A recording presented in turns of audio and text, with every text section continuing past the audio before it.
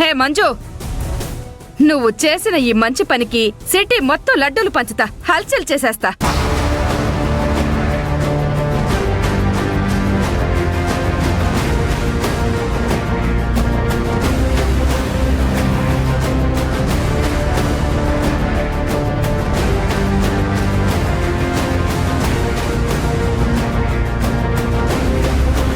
ఇప్పుడు ఇదంతా జరగడానికి కారణం నువ్వేరా?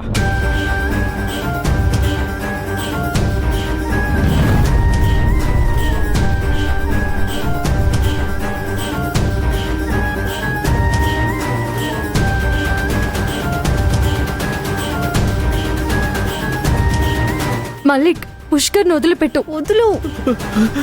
నిన్నే మల్లిక్, పుష్కర్ను వదిలిపెట్టు.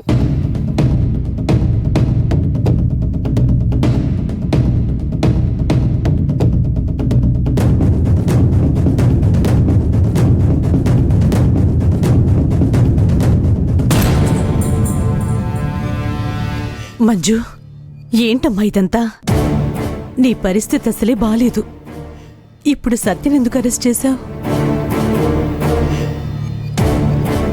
అసలే ఆ మణిమ్మ నిప్పు తొక్కిన కోతి నిన్నిప్పటికే రాచి రంపన పెడుతుంది.